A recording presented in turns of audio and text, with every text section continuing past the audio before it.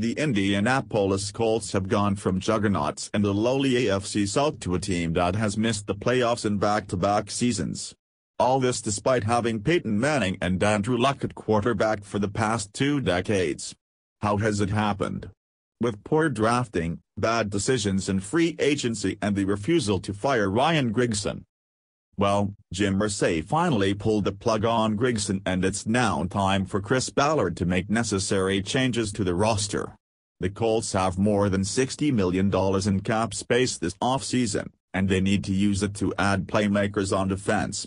With the free agency class a bit top-heavy, the Colts will have to go after some of the big-name players if they want to add difference makers.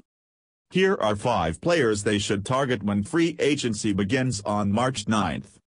Will be Eric Walden, Colts. 5 will be Eric Walden, Colts. Walden is the biggest of the Colts free agents, establishing himself as the team's best pass rusher in 2016. If the team doesn't re-sign him, it's essentially conceding that the first pick of their draft class will be a pass rusher. Walden had a breakout season in 2016 with 11 sacks after his previous career high was just 6. Does that mean he'll fall off in 2017 or continue his newfound production? No one can be sure, but the Colts should make a guarded bet that he'll put up double-digit sack numbers again next season. Getty Images Joe Robbins. CB Prince Samakamara, Jaguars. For CB Prince Samakamara, Jaguars. The Colts secondary is not exactly littered with talent, but with the draft class being so deep at cornerback, Indianapolis probably doesn't have to spend top dollar on one. Samakamara would fall into that second tier of players after putting together a solid season for the Jaguars. He would give the Colts a nice secondary option next to Vontae Davis as well as a potential rookie drought pick. Samakamara showed flashes of being a consistent number 2 cornerback when healthy, which is exactly what the Colts need. He'd be a budgetary option if new GM Chris Ballard opts to go the lucrative route at a position like outside linebacker. DT Dontari Poe, Chiefs. 3 DT Dontari Poe, Chiefs.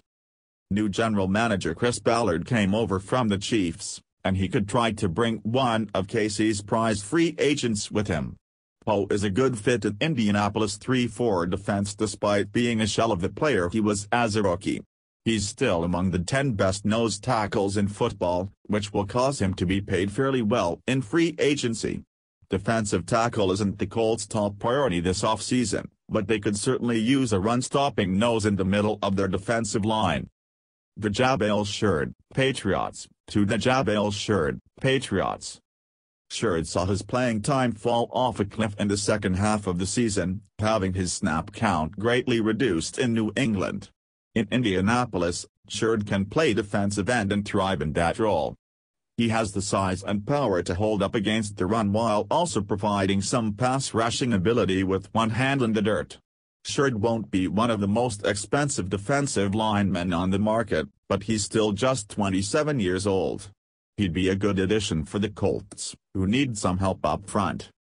Will be Melvin Ingram, Chargers. 1 will be Melvin Ingram, Chargers. The number 1 target for the Colts this offseason should be Ingram. He's a budding star at outside linebacker, possessing all the traits you want in a pass rusher: speed, bend, explosiveness, power. Although he's not quite Von Miller, he can have a similar impact for a team like the Colts. If he somehow gets away from the Chargers, the Colts and their ample amount of cap space have to go all in for him. They had one consistent pass rusher in 2016, and that was Eric Walden, who also happens to be a free agent. The Colts are desperate for a defensive playmaker.